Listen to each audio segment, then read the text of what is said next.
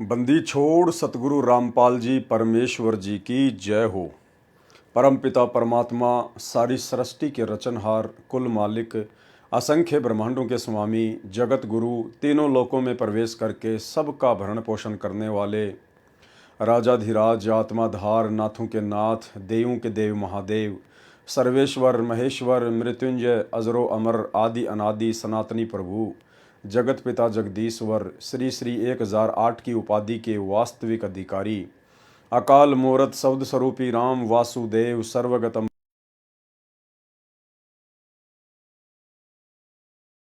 परम परम परम धनी परम वीर हक्का कबीर अल्लाहु अकबर बाखबर अल्लाह ताला जगत के तारणहार जगत के मुक्तिदाता जगत के जगन्नाथ हारे के सहारे हिंदुओं के राम मुसलमानों के अल्लाह सिखों के वाहिगुरु ईसाइयों के मसीह दया के सागर दयानिधि करुणा के सागर करुणानिधि स्वयंभू परिभू संकट मोचन कष्ट हरण मंगल करण दुख भंजन अविगत कबीर निर्विकार निर्विषम परमात्मा अलय अलेख सतगुरु आदि अनादि सतगुरु असली मर्यादा पुरुषोत्तम असली राम असली कृष्ण असली घनश्याम असली मुरारी राजाओं के राजा महाराजाओं के महाराजा शहंशाहों के शहंशाह सम्राटों के सम्राट भगवानों के भगवान अल्लाहों के अल्लाह प्रभुओं के प्रभु मसीहों के मसीह सच्चे वाहिगुरु बाबाओं के बाबा पीरों के पीर सेठों के सेठ जगत सेठ सावड़सा सेठ सर्वगुण संपन्न अनंत कोटि कलाओं के स्वामी अनंत कोटि ब्रह्मांडों के नायक योगियों में महायोगी ध्यानियों में महाध्यानी सिद्धों में परम सिद्ध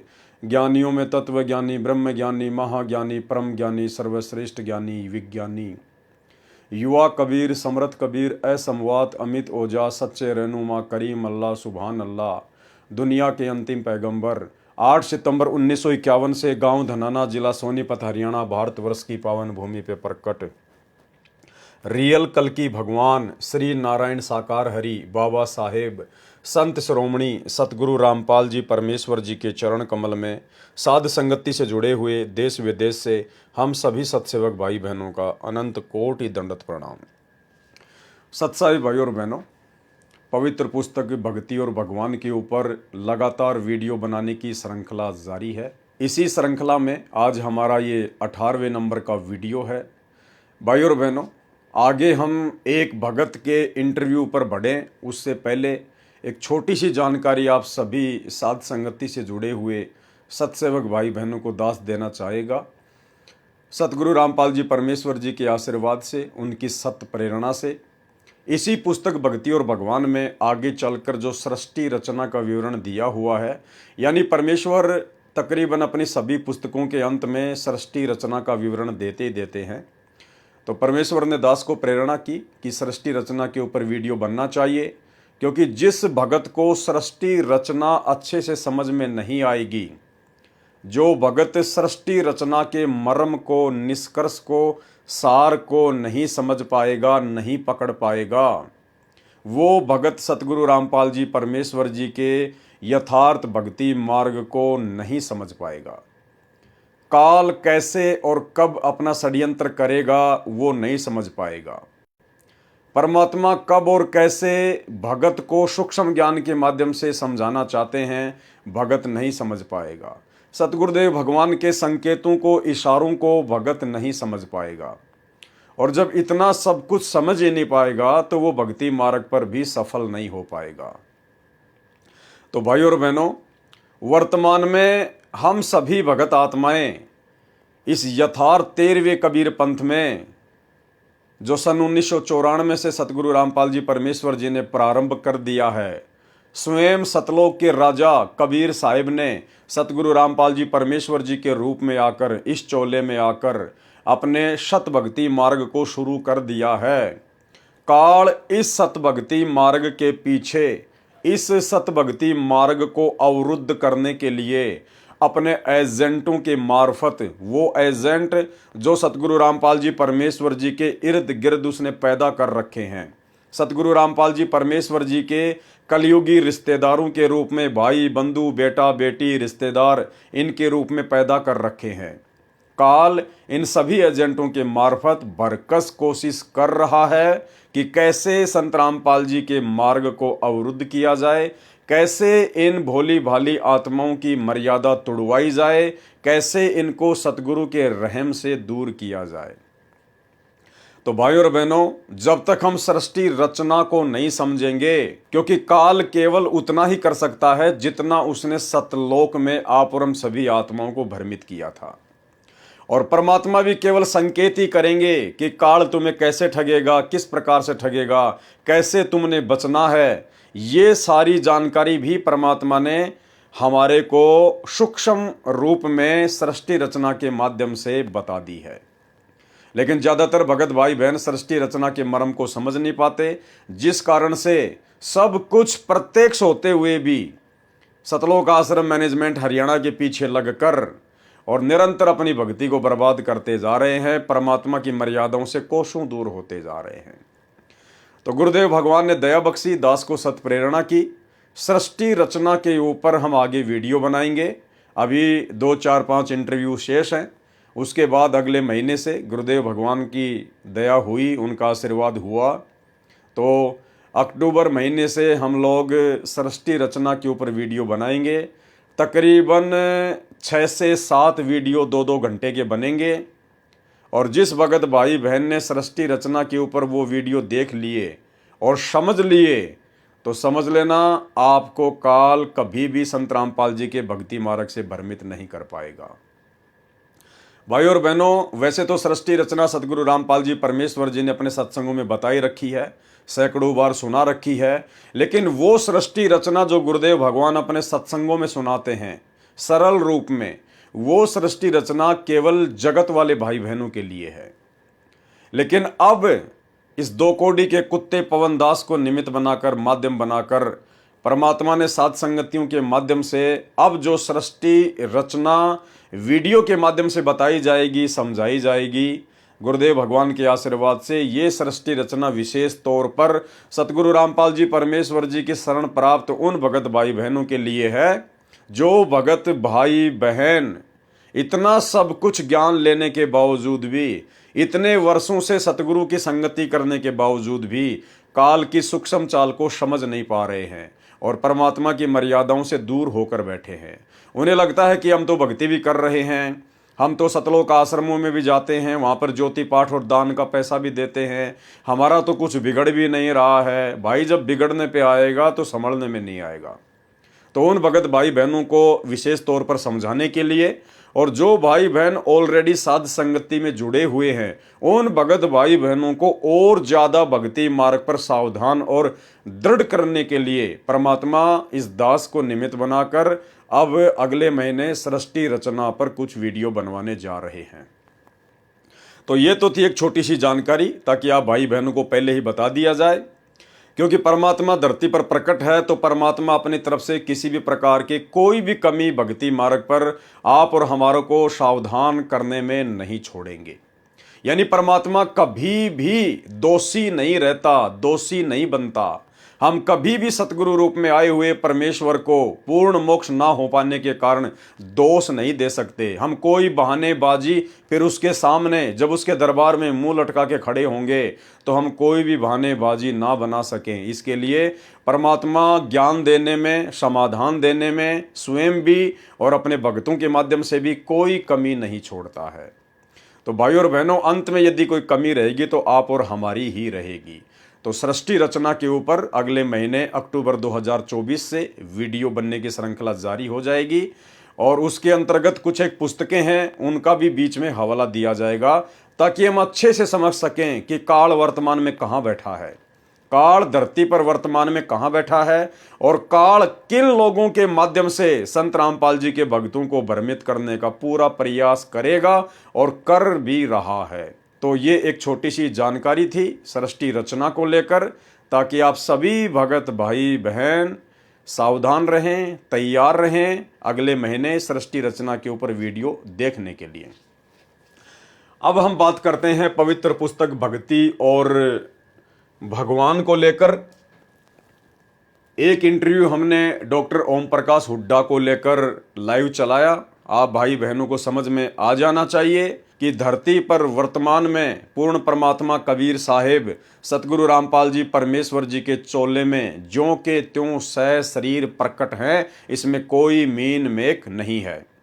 भाइयों और बहनों, साध संगति के ये जो लाइव वीडियो चल रहे हैं या जितने भी वीडियो बनते हैं, ये वीडियो जगत के मतलब के नहीं है। जगत वालों को तो अभी ABCD से ज्ञान शुरू करना पड़ेगा, यानी संत रामपाल जी के सत्संग सुनने पड़ेंगे ज़्यादा से ज़्यादा, तभी उनको ये मार्ग समझ में आएगा।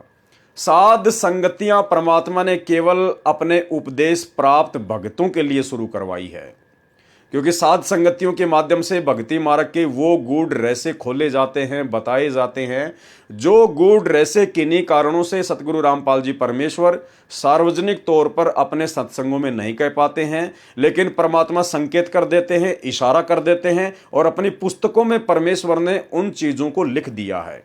अब साध संगति के माध्यम से परमात्मा उनका सार्वजनिक तौर पर खुलासा करवा रहे हैं, क्योंकि अब हम भगत भाई बहनों की बुद्धि परमेश्वर के उन गूढ़ रहस्यों को समझने के योग्य उन्हीं के आशीर्वाद से हो चुकी है।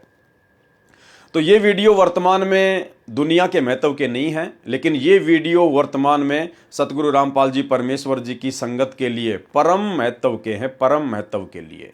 हम इन वीडियो को देखकर गुरुदेव के ज्ञान को समझकर और गुरुदेव के चरणों में अपनी दृढ़ आस्था बनाकर इस काल के लोक से सदा सदा के लिए बाहर निकल सकते हैं। तो आज दूसरे नंबर का जो इंटरव्यू है वो है बसंत सैनी का। बसंत सैनी जी ये हरियाणा से हैं, रोहतक जिले से, गांव गांधरा से हैं, और इनकी आप बीती सतगुरु रामपाल जी परमेश्वर जी ने अपने कर कमलों से लिखी है। प्रभु प्यासे भगत बसंत सिंह सैनी को मार्ग मिलना, केवल मार्ग मिला है भाइयों और बहनों, ध्यान रखना। बसंत सैनी को केवल परमात्मा का सतमार्ग मिला है। मोक्ष की बसंत सैनी की कोई गारंटी नहीं है, क्योंकि बसंत सैनी ने फिर सतगुरु रामपाल जी परमेश्वर जी के सत भक्ति मार्ग पर कदम रखने के बाद ऐसे ऐसे कुकर्म कर दिए हैं, जिन कुकर्मों की परमेश्वर के मार्ग में कोई माफी नहीं है। भाइयों और बहनों, परमात्मा यही चाहते हैं कि मेरे बच्चे इस भक्ति मार्ग पर इस कदर दृढ़ हो जाएं, केवल अपने गुरुदेव भगवान पर विश्वास करें, अन्य किसी की छाया पर भी विश्वास ना करें। चाहे संगत में उनका बेटा हो, चाहे बेटी हो, चाहे उनकी पत्नी हो, चाहे माता पिता हो, चाहे उनके रिश्तेदार हो, चाहे कोई कितने बड़ा वर्ल्ड कोऑर्डिनेटर क्यों ना हो। सतगुरु रामपाल जी भगवान चाहते हैं कि यदि इस आत्मा को इसी जन्म में पूर्ण मोक्ष प्राप्त करना है, तो इस आत्मा को केवल अपने गुरुदेव के चरणों में पूर्णतया समर्पित होना पड़ेगा। इसके बाद में यदि कोई संगत का भाई बहन गुरुदेव के ही वचनों को आधार बनाकर और गुरुदेव की मर्यादाओं में रहते हुए यदि आपको भक्ति मार्ग से संबंधित बातें बताता है, जो बातें गुरुदेव के सत्संगों से जो कि त्यों मेल खाती हैं, जो बातें आपके विश्वास को दृढ़ करती हैं, केवल उसी भक्तों की बातों को सुनना है, उन्हीं बातों को फॉलो करना है। इसके अलावा अपनी खुद की परछाई पर भी विश्वास मत कर लेना। चाहे कोई कितनी मीठी मीठी बातें बताए, कोई कितनी मीठी मीठी गोलियां दे, सामने चाहे गुरुदेव का लड़का हो, चाहे लड़की हो, चाहे माता पिता हो, चाहे बेटा बेटी हो, चाहे भाई बंधु हों, चाहे उनके रिश्तेदार हों, चाहे देश का प्रधानमंत्री और राष्ट्रपति भी उपदेश लेने के बाद में आपको भ्रमित करने का प्रयास क्यों ना करे। आपने किसी की बात माननी ही नहीं है। परमात्मा कहते सुनो सबकी लेकिन करो मन की। करना वो है जो गुरुदेव भगवान ने हमें बता दिया है, जो आदेश दे दिए हैं तीनों समय की आरती के माध्यम से और अपने हजारों सत्संगों के माध्यम से। इसके अलावा हमने सभी को दो कोड़ी का जीव मान के चलना है, दो कोड़ी का तुच्छ पत्थर प्राणी मान के चलना है। हमने किसी को भी वो विशेष आदर और महत्व शोपन में भी नहीं देना है जिस विशेष आदर और महत्व के लिए सतगुरु रामपाल जी परमात्मा स्वयं धरती पर प्रकट हो चुके हैं। तो भाइयों और बहनों, हमने इतना दृढ़ होना पड़ेगा। हमने हर प्रकार की अपनी शंकाओं को दिलो दिमाग से दूर निकालकर फेंकना होगा। हमने हर प्रकार से लोक लाज को, शर्म को, भय को अपने दिलो दिमाग से निकाल के फेंकना होगा। हमारी मुक्ति सतगुरु रामपाल जी परमेश्वर जी की भक्ति से होगी, और वो भक्ति हमने स्वयं करनी पड़ेगी मर्यादा में रह के। इसके अलावा कोई भी हमारा हाथ पकड़ के सतलोक ले जाने वाला नहीं है। इसलिए सब के सब दो कोटि के जीव हैं, दो कोटि के प्राणी हैं। जब तक हम इस कदर भक्ति मार्ग पर दृढ़ होकर नहीं चलेंगे, तब तक भाई और बहनों ये काल हमें भक्ति नहीं करने देगा। भक्ति करोगे तो मर्यादा में नहीं रहने देगा, और मर्यादा नहीं होगी तो भक्ति आपकी लाख जन्म में भी नहीं बन पाएगी। तो ये जो बसंत सैनी है, जो कि सतलोक आश्रम मैनेजमेंट हरियाणा का एक विशेष मेंबर है, अब वर्तमान में इसके विषय में गुरुदेव भगवान लिख रहे हैं कि प्रभु प्यासे भगत बसंत सैनी को मार्ग मिलना। केवल इस आत्मा को मार्ग ही मिला है, लेकिन भाई और बहनों इस मनुष्य जन्म में इस बसंत सैनी को नाम उपदेश लेने के बाद इसके कुकर्मों के चलते सतलोक मिलना बड़ा कठिन है, बड़ा मुश्किल है। क्योंकि दास तो जो भी बात बोलता है भाई और बहनों परमाणु के साथ बोलता है और ज्ञान को आधार बनाकर बोलता है।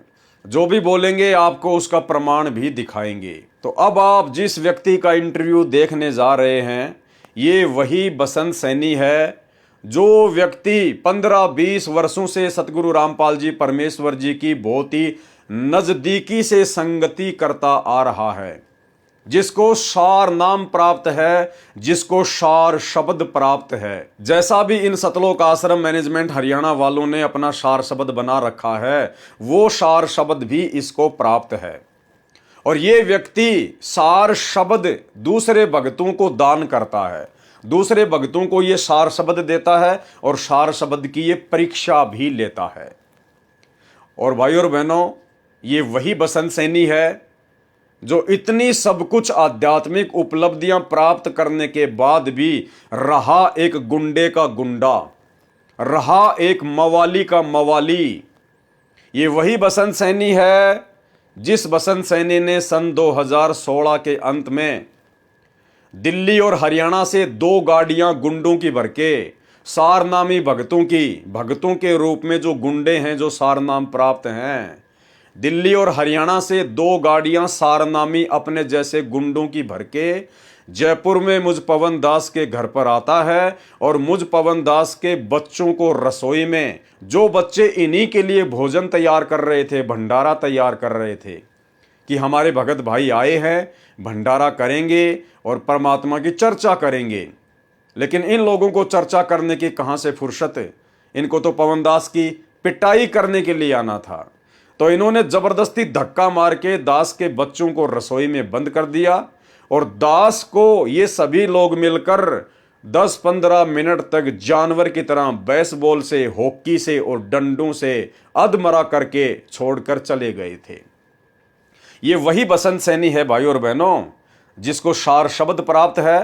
सतलोक आश्रमों में जो भक्तों का पाठ प्रकाश करता है, जो अखंड पाठ की वाणियां बोलता है बैठकर, जो भक्तों की सार नाम की परीक्षा लेता है, सार शब्द की परीक्षा लेता है, ये वही बसंत सैनी है जिसने मुझ पवन दास को जानवरों की तरह बरवाला कांड के बाद सन 2016 में जयपुर में आकर मारा। ये तो एक छोटा सा ट्रेलर, एक छोटा सा वीडियो मेरा, वो भी आपको दिखा देता हूं किस प्रकार से इन्होंने बेरहमी से जानवर की तरह मुझ दास की पिटाई की। पहले उन्होंने दास को थप्पड़ मारा, थप्पड़ मारने के बाद में जितने भी जो लोग थे सबने दास के ऊपर ताबड़तोड़ हमला कर दिया। तकरीबन 7-8 मिनट तक उन्होंने दास को हॉकी, बेसबॉल और रोड से जमल के नीचे पटक के उन्होंने दास को बुरी तरीके से मारा है।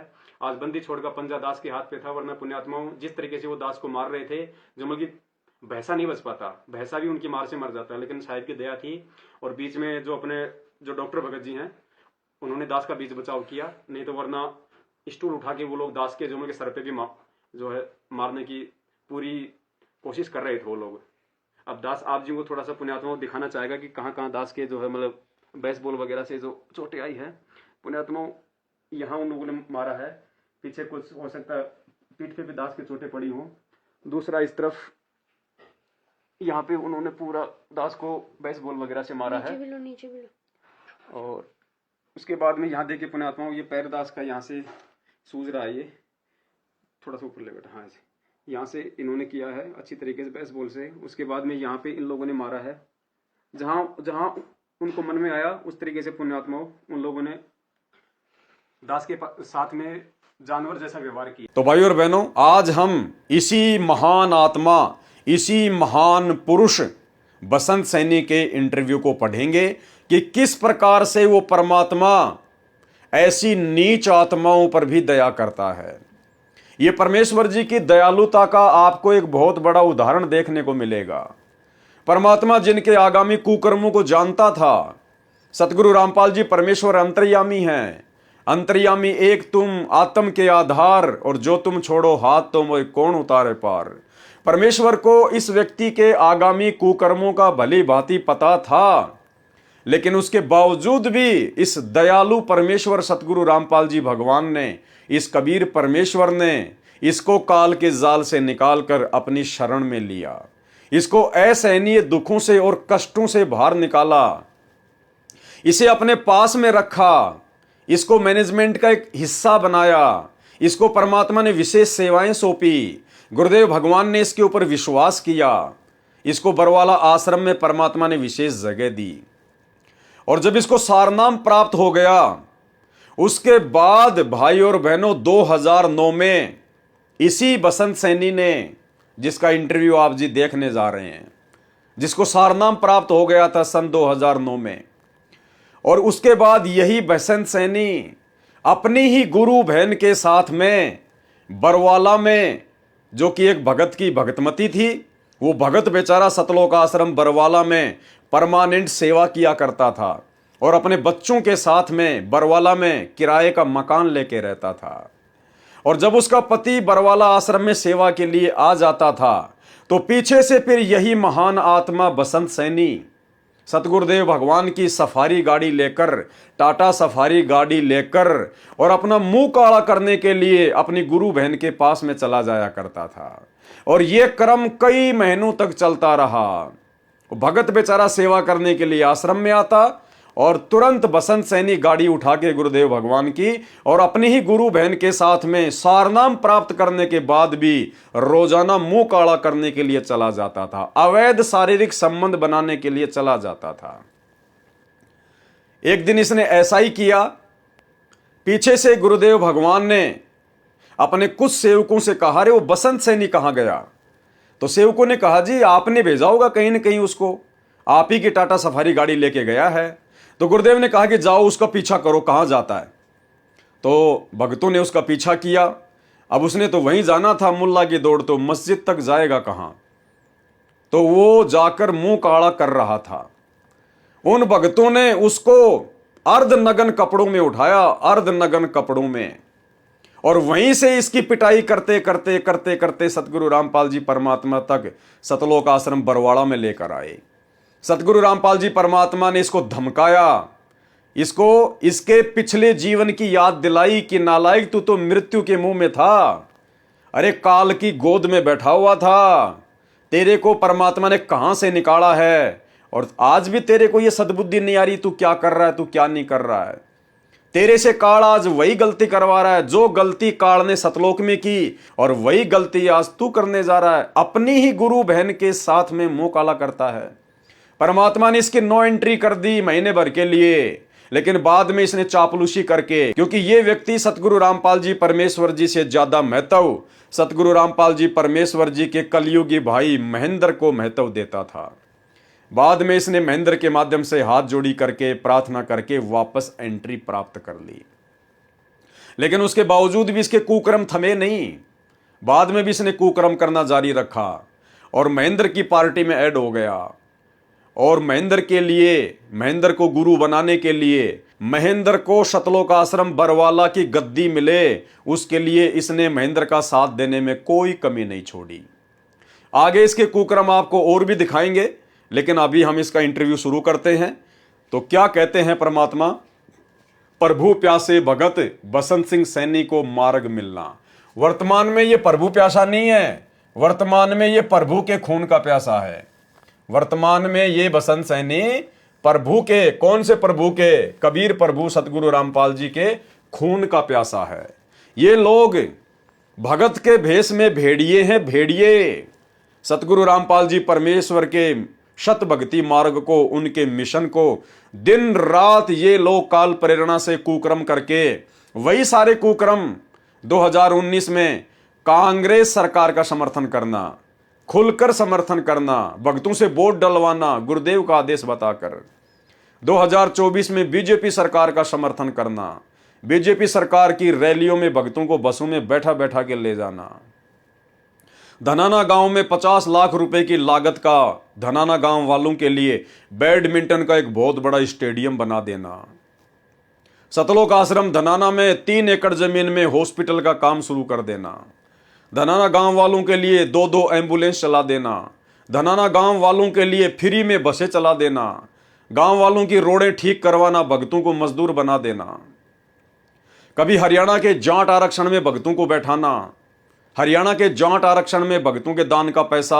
उन कुपात्रों को, जगत वालों को, जाट आरक्षण संघर्ष समिति वालों को चंदे के रूप में देना, राजस्थान के गैंगस्टर आनंदपाल सिंह की सीबीआई जांच के समर्थन में हरियाणा और राजस्थान में भक्तों को बैठा देना, राजपूत करणी सेना को भक्तों के दान का 5-5 लाख रुपया चंदे के रूप में देना, और भी ना जाने कितने कुकर्म, भक्ति विरुद्ध कर्म जो इन्होंने संगत से करवाने में और स्वयं करने में कोई कमी नहीं छोड़ी।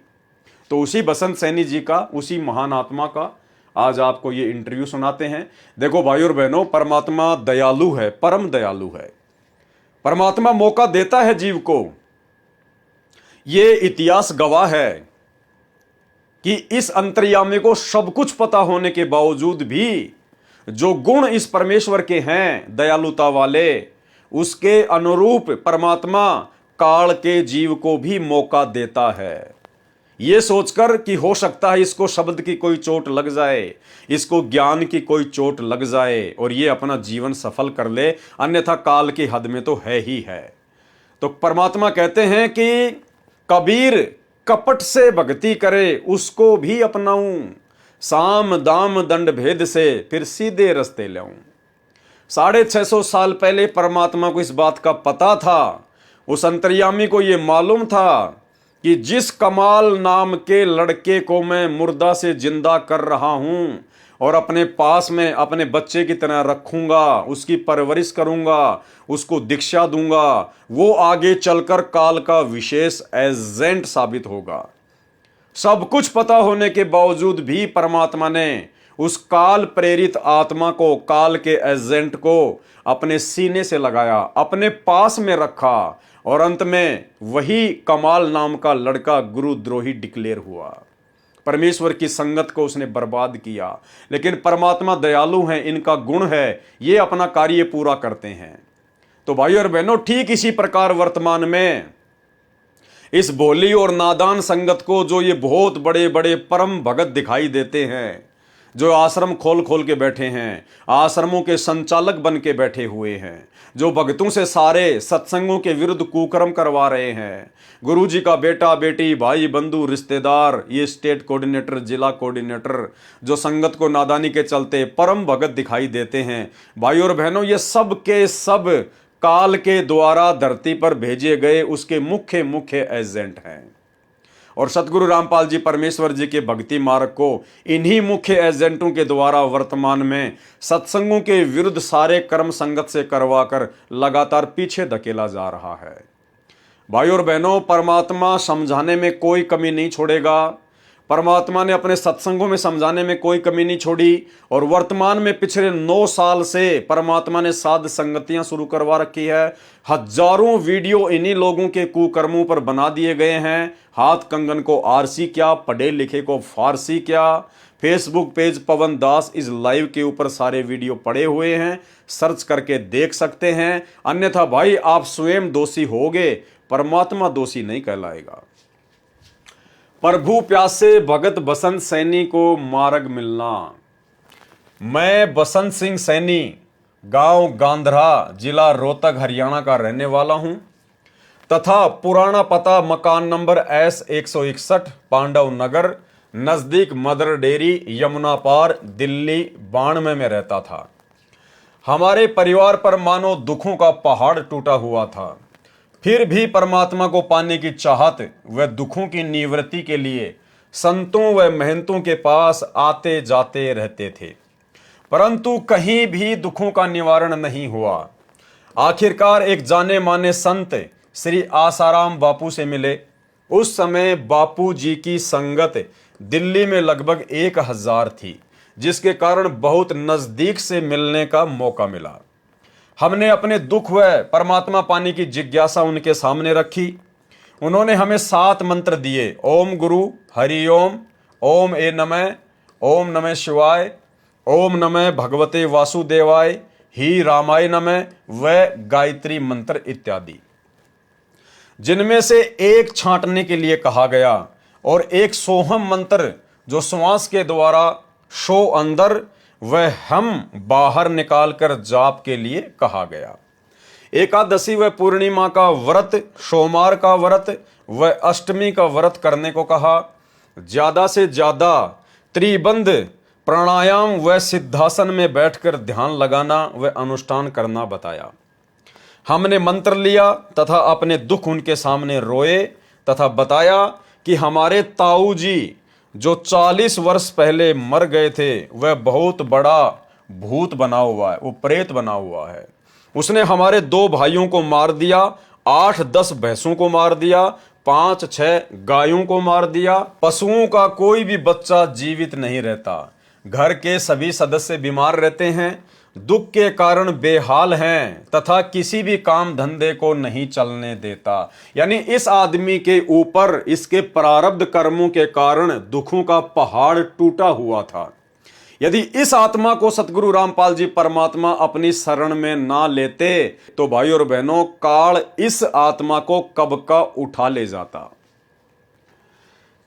अब कह रहा है कि आपके पिताजी को लेकर जाऊंगा। हमने बापूजी से प्रार्थना की कि हमें बचाओ, परंतु 6 महीने बाद वह प्रेत हमारे पिताजी को भी ले गया। बापूजी ने कहा कि जो हुआ वह तो होना ही था। पशु आदि व धन की हानि तथा शारीरिक बीमारी तो पाप का भोग है। जो जीव के प्रारब्ध में लिखा होता है वह तो भोगना ही पड़ता है। आप भक्ति करो। हम परमात्मा प्राप्ति के लिए लगे रहे।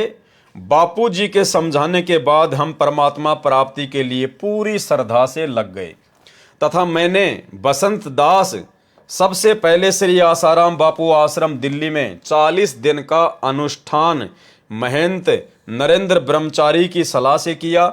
इसके बाद 40 दिन के 6 अनुष्ठान आसाराम बापू आश्रम पचेड़ रतलाम मध्य प्रदेश में महंत काका जी की देखरेख में किए। उसके बाद 2 अनुष्ठान आसाराम आश्रम साबरमती अहमदाबाद गुजरात के मौन मंदिर में किए, जहां पर श्री आसाराम बापू जी से अच्छी तरह बात करने का मौका मिला।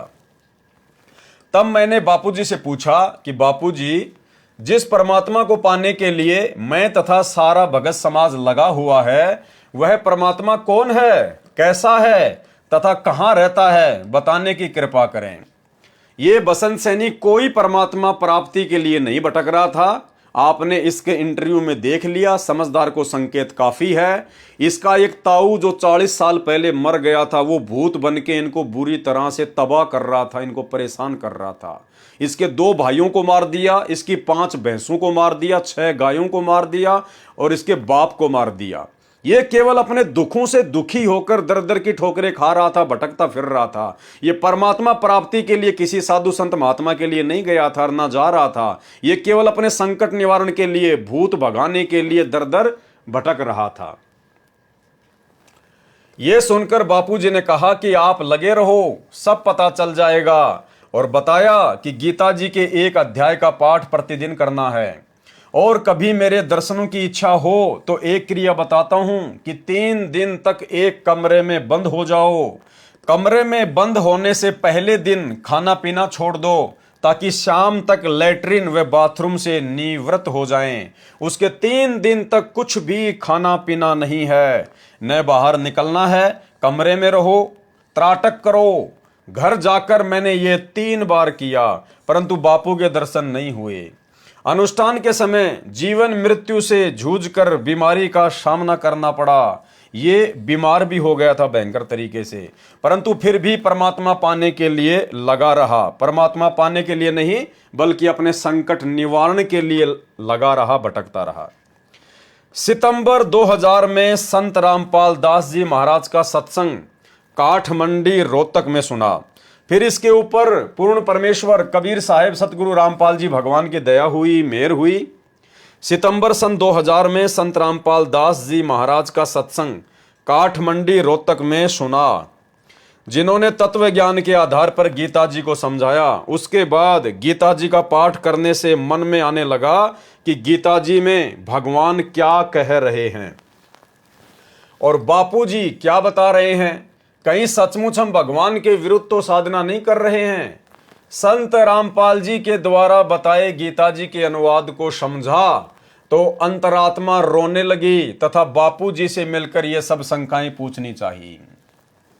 भाइयों और बहनों, संत रामपाल जी के सत्संग इनको सुनने को मिल गए किसी भगत के माध्यम से।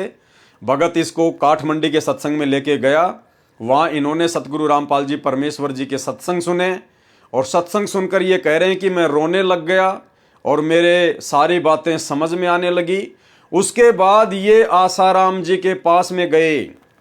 उसके बाद ये पुनः आसाराम जी के पास में गए, क्योंकि इनको आसाराम जी ही बहुत बड़े संत दिखाई दे रहे थे। संत रामपाल जी उसके बाद भी इनको संत रूप में दिखाई नहीं दे रहे थे। उसके बाद भी ये आसाराम जी के पास चले गए। भाइयों और बहनों, जो अच्छी आत्मा होती है परमात्मा की, उसकी पहचान बताई है गुरुदेव भगवान ने। उसकी पहचान बताई है।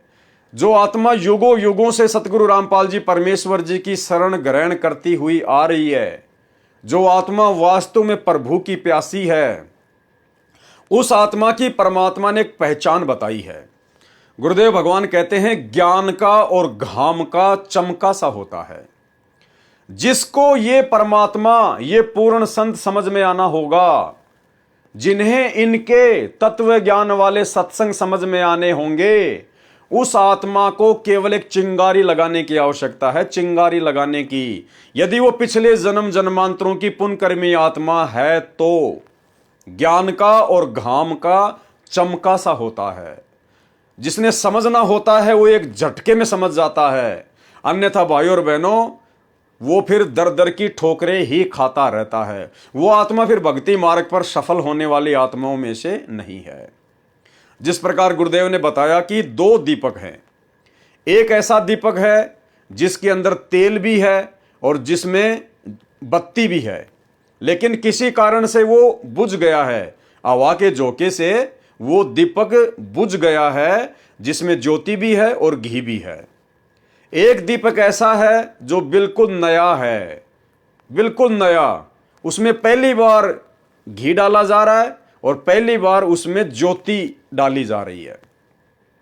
अब भाइयों और बहनों, जिस दीपक में पहले से घी भी था और बत्ती भी थी, उसको जैसे ही आप जी जरा सी चिंगारी दिखाओगे, एक माचिस में, एक माचिस की तिल्ली में वो तुरंत जल उठेगा, क्योंकि वो पहले से जलता आ रहा था लेकिन किसी कारण से वो बुझ गया। तो इस प्रकार का जो दीपक है वो तो समझो परमात्मा की जन्म जन्मांतरों की अच्छी आत्मा है। जो आत्मा युगों युगों से सतगुरु की भक्ति करती आ रही है, लेकिन किसी कारण से उसका पैर भक्ति से फिसल गया। तो ऐसी आत्मा जब सतगुरु की पुण्य शरण में आती है तो केवल उसको संकेत ही काफी होता है। उसको जरा सी चिंगारी गुरुदेव के सत्संगों की मिलेगी, तुरंत वो आत्मा जागृत हो उठेगी। और एक दीपक बिल्कुल नया है, उसमें पहली बार घी डाला जा रहा है, पहली बार उसके अंदर बत्ती डाली जा रही है। तो वो हो सकता है 2 तिल्लियां बर्बाद कर दे, 4 तिल्लियां बर्बाद कर दे, पूरी माचिस की माचिस भी बर्बाद कर दे, यानी उसको जागृत करने में थोड़ा टाइम लगता है। तो ये जो बसंत सैनी है, ये परमात्मा की उन आत्माओं में से है जो केवल पहली बार जिसमें घी डाला गया है, पहली बार जिसमें बत्ती डाली गई थी। अगर ये पिछले जन्म जन्मांतरों की अच्छी आत्मा होती तो भाई और बहनों, एक ही सत्संग में समझ में आता, दोबारा आसाराम बापू के पास में नहीं जाना पड़ता। लेकिन संत रामपाल जी के सत्संग सुनने के बाद, ज्ञान को समझने के बाद और आंखों से आंसू निकलने के बाद भी ये आसाराम के पास में फिर से धक्के खाने के लिए गया, क्योंकि हो सकता है आसाराम के पास ही पूर्ण समाधान होगा। संत रामपाल जी ना तो संत दिखाई देते और ना इनके पास में इतनी भक्तों की भीड़ है, ये कहां से पूर्ण संत होंगे। तो बसंत सैनी जी फिर वापस आसाराम जी के पास में चले गए। कहीं सचमुच हम भगवान के विरुद्ध तो साधना नहीं कर रहे हैं। संत रामपाल जी के द्वारा बताए गीता जी के अनुवाद को समझा तो अंतरात्मा रोने लगी। अरे सत्संग सुनकर जिसकी आत्मा रोने लग जाएगी वो आसाराम के पास धक्के खाने नहीं जाता। तथा बापूजी से मिलकर ये सब शंकाएं पूछनी चाहिए। अरे बापूजी से तू 10-15 साल तक जुड़ा हुआ था मेरे भाई, ना जाने तूने कितने बापू बना लिए थे संत रामपाल जी से पहले। आज से पहले वो तेरी शंका समाधान नहीं कर पाए, तो अब संत रामपाल जी के सत्संग सुनकर फिर भी उम्मीद जगा रहा है कि शायद आसाराम बापू ही मेरी शंकाओं का समाधान करेगा। तथा बापू जी से मिलकर ये सब शंकाएं पूछनी चाहिए। मैं बापू जी के पास गीता लेकर गया तथा गीता जी को दिखाकर सब शंकाएं पूछी, परंतु बापू जी ने किसी भी शंका का समाधान नहीं किया। मैंने बापू जी से कहा कि बापू जी, आपको परमात्मा के बारे में नहीं पता तो आप भगत समाज को अपने पास क्यों उड़ जा रहे हो। इस पर बाबूजी मेरी तरफ घूर कर बोले कि तू क्या जाने भक्ति के विषय में। मैं उठकर रोता हुआ अपने घर आ गया। परमात्मा की प्राप्ति न होने से तथा उलझे हुए जीवन को देखते हुए तथा हट रूपी अनुष्ठान व व्रतों के करने से शरीर काफी कमजोर हो गया था और मृत्यु नजदीक दिखाई देने लगी। फिर अन्य संतों के पास में गया। उसके बाद संत रामपाल जी से सत्संग सुनने के बाद भी फिर ये दोबारा आसाराम के पास गया। उसके बाद फिर अन्य राधा स्वामी पता नहीं कितने संतों के पास में भटका ये, तो इसको ज्ञान का चमका नहीं हुआ। ये संत रामपाल जी की उन विशेष आत्माओं में से नहीं है जो आत्मा युगों युगों से उनकी भक्ति करती हुई आ रही है। अन्यथा संत रामपाल जी के सत्संग सुनने के बाद और सत्संग सुनकर आंखों से आंसू निकलने के बाद ये ना जाने कितने संतों के पास में और धक्के खाने के लिए चला गया। परमात्मा की प्राप्ति न होने से तथा उलझे हुए जीवन को देखते हुए तथा हट रूपी अनुष्ठान व व्रतों के करने से शरीर काफी कमजोर हो गया और मृत्यु नजदीक दिखाई देने लगी। फिर अन्य संतों राधा स्वामी पंथ, धन धन सतगुरु पंथ, श्री सतपाल जी महाराज, श्री बाल योगेश्वर जी महाराज, दिव्य ज्योति, ब्रह्म कुमारी, निरंकारी मिशन, जय गुरुदेव मथुरा वाले आदि के पास भटका, परंतु जो निर्णायक ज्ञान संत रामपाल जी महाराज ने बताया वह उपरोक्त किसी भी संत व पंथ के पास नहीं है। मतलब संत रामपाल जी से सत्संग सुनने के बाद में दूसरे संतों और पंथों के पास में ये केवल इसलिए भटकता रहा कि क्या वास्तव में संत रामपाल जी का ज्ञान सही है। अरे ये निर्णय उन पंथों में जाके थोड़ी करना था मेरे भाई। ये निर्णय तो परमात्मा जो पुस्तकें दिखा रहे थे, जो ज्ञान बता रहे थे, उन सत्संगों को सुन के करना था। वह उपरोक्त किसी भी संत व पंथ के पास नहीं है। मैं पश्चाताप करने लगा कि इस समय शायद पृथ्वी पर कोई भी संत ऐसा नहीं है जिसको परमात्मा प्राप्ति हुई हो। देखा, संत रामपाल जी के सत्संग सुनने के बाद में दर दर भटका और फिर क्या सोच रहा है कि मैं पश्चाताप करने लगा कि इस समय शायद पृथ्वी पर कोई भी संत ऐसा नहीं है जिसको परमात्मा की प्राप्ति हुई हो और जो ये बता सके कि वह परमात्मा कौन है, कैसा है और कहां रहता है। ये विचार करके मैं फूट फूट कर रातों में रोता रहा। संतों से विश्वास उठ गया। मन में आने लगा कि जब श्री आसाराम जी जैसे सुप्रसिद्ध संत ही शास्त्र विधि त्याग कर मनमाना आचरण कर तथा करवा रहे हैं तो किस संत पर विश्वास किया जाए। और फिर संत रामपाल जी के बारे में इनके क्या विचार थे उनके सत्संग सुनने के बाद भी। भाई और बहनों, संत रामपाल जी ज्ञान तो श्रेष्ठ बता रहे हैं, परंतु इनके पास जन समूह कुछ भी नहीं है। इनके पास में भक्तों की भीड़ नहीं है। मतलब केवल इस बात के कारण इसने संत रामपाल जी को प्रथम बार में रिजेक्ट कर दिया कि संत रामपाल जी का ज्ञान तो श्रेष्ठ है, लेकिन इनके पास में भक्तों की भीड़ नहीं है, इनके पास में जन समूह नहीं है, इसलिए संत रामपाल जी पूर्ण संत नहीं हो सकते, इनको परमात्मा की प्राप्ति नहीं हुई है, ये हमें कहां से परमात्मा की प्राप्ति करवा देंगे। यानी भाई और बहनों, समझदार को संकेत काफी है। परमात्मा आप और हम सभी भगत भाई बहनों की तमाम भ्रमणाओं का निवारण करना चाहते हैं कि मत रह जाना इस वहम में कि वो भगत बहुत बड़ा भगत है, अरे फला फला भगत तो गुरुजी के साथ में रहा करता था, जब गुरुजी गांव गांव में जाके सत्संग करते थे, अरे ये भगत तो 24 घंटे गुरुजी के साथ में रहता है, अरे ये माई तो गुरुजी के बेड की साफ सफाई करती है, अरे ये भगत तो गुरुजी के कपड़ों के प्रेस करता है, अरे ये तो गुरुजी का ड्राइवर है, इसको तो बहुत ज्ञान होगा। इस चक्कर में मत पड़ जाना मेरे भाई और बहनों। दूर के ढोल हमेशा सुहावने लगते हैं। जब दूर आधा 1 किलोमीटर दूर कहीं जब कोई ढोलक बज रहा है ना, तो वहां बड़ा आनंद आता है, लेकिन नजदीक जाने पर वो कान फोड़ती है वो आवाज। जो दूर से जो अच्छे लग रहे थे ढोलक, जब नजदीक जाते हैं तो वही आवाज कान फोड़ देती है।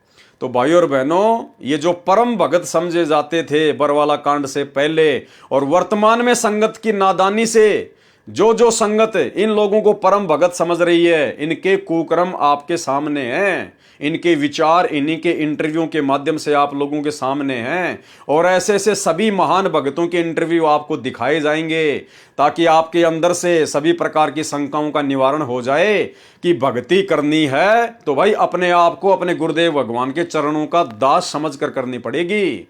इन भक्तों के पीछे लगना, इन भक्तों को महत्व देना, विशेष इनको प्राथमिकता देना कुछ नहीं है, कुछ लेना देना नहीं है। ये समझो कि मेरे लिए सतगुरु रामपाल जी भगवान आए हैं और मैंने भक्ति करके यहां से निकलना है। बाढ़ में जाओ ये भगत और बाढ़ में जाओ गुरुजी का परिवार। ना गुरुजी का परिवार मेरी मुक्ति कर सकता और ना ये बड़े बड़े भगत मेरी मुक्ति कर सकते। मेरी मुक्ति मेरे गुरुजी से होगी, मेरे गुरुजी की भक्ति से होगी, और भक्ति भाई मेरे को मर्यादा में रह के करनी पड़ेगी, इसके अलावा किसी के चक्कर में ना आ जाना।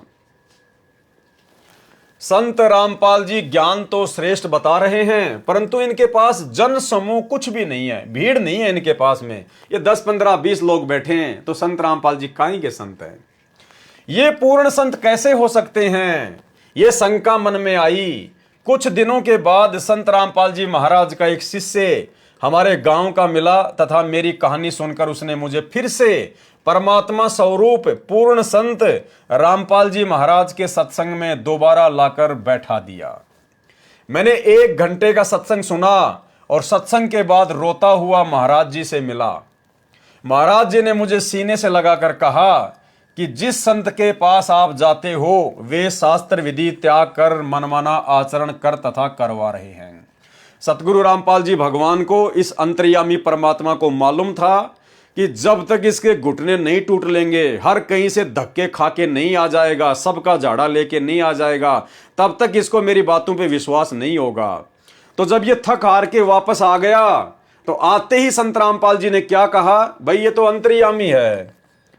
इन्होंने आते ही बसंत से क्या कहा, मैंने 1 घंटे का सत्संग सुना और सत्संग के बाद रोता हुआ महाराज जी से मिला।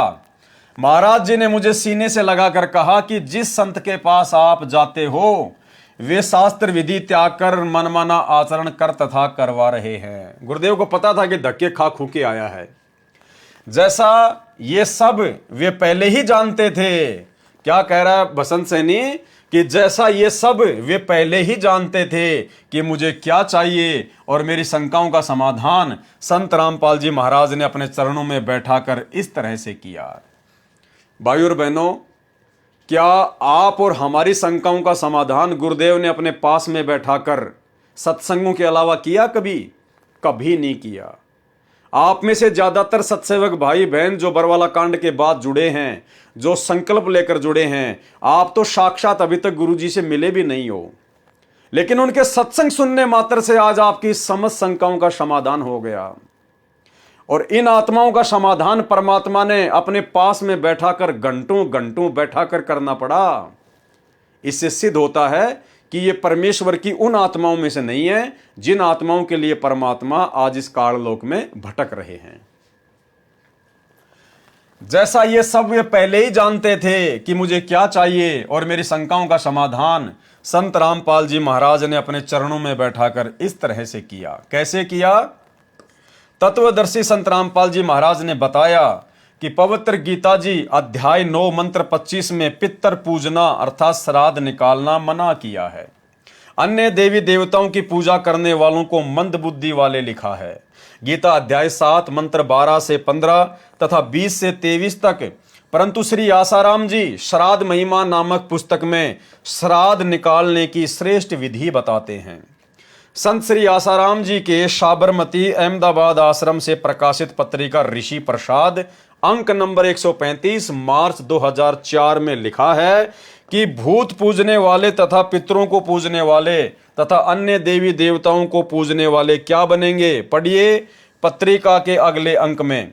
अगले अंक की पत्रिका ऋषि प्रसाद अंक 136 अप्रैल 2004 पेज नंबर 19 में लिखा था कि भूत पूजने वाले भूत लोकों को प्राप्त होंगे तथा पितर पूजने वाले पितर लोकों को प्राप्त होंगे तथा श्री कृष्ण के पुजारी भगवान श्री कृष्ण जी के बैकुंठ लोक को प्राप्त होंगे, अर्थात वहां उनके नौकर बनेंगे, उनके गण बनेंगे।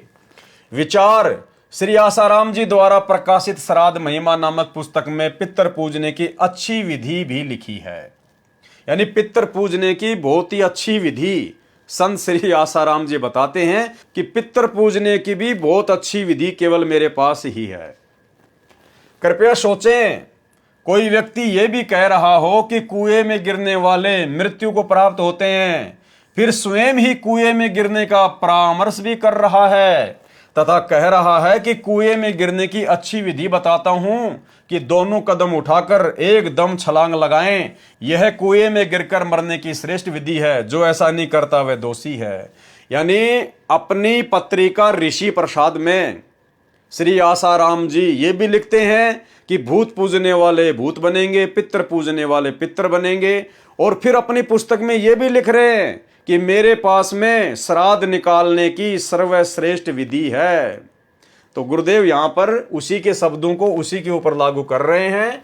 कोई व्यक्ति कहे कि कुएं में गिरने वाले मृत्यु को प्राप्त होते हैं, अर्थात भूत पूजने वाले भूत बनते हैं, फिर स्वयं ही कुएं में गिरने का परामर्श भी कर रहा है कि मेरे पास में श्राद्ध निकालने की अर्थात भूत बनाने की उत्तम विधि है, तथा कह रहा है कि कुएं में गिरने की अच्छी विधि बताता हूं कि दोनों कदम उठाकर एकदम छलांग लगाएं, ये कुएं में गिरकर मरने की श्रेष्ठ विधि है, जो ऐसा नहीं करता वह दोषी है। क्या वह व्यक्ति नेक है?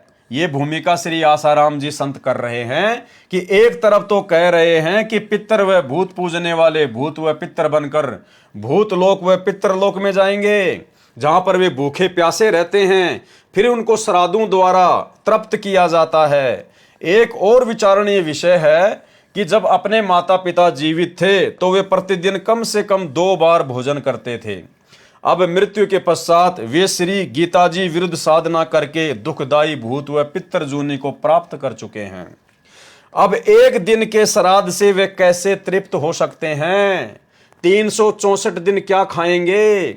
जिसके लिए संत आसाराम जैसे गुरुजन दोषी हैं, जो भोली भाली आत्माओं को गुमराह कर रहे हैं। शास्त्र ज्ञान से अपरिचित संत ही इस जीव को शास्त्र विधि रहित साधना करवाकर दुखदायी योनियों में डलवाते हैं। श्री आसाराम जी श्री शिव जी की उपासना का मंत्र ओम नमः शिवाय व श्री विष्णु जी का मंत्र ओम नमो भगवते वासुदेवाय बताते हैं।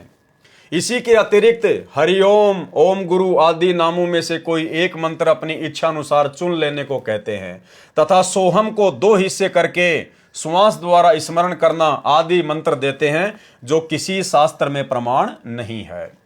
विचार करें, कोई रोगी जिसके पेट में दर्द हो किसी वैद्य के पास इलाज के लिए प्रार्थना करे, वैद्य उसके आगे 6 गोलियां डालकर कहे कि तेरी इच्छा हो इनमें से एक उठा ले, क्या वह वैध हो सकता है? पवित्र गीता जी अध्याय 8 मंत्र 13 में कहा है कि ओम इति एकाक्षरम ब्रह्म व्यवहारण माम अनुशमरण ये प्रयाति तजन देहम स याति परमाम गतिम।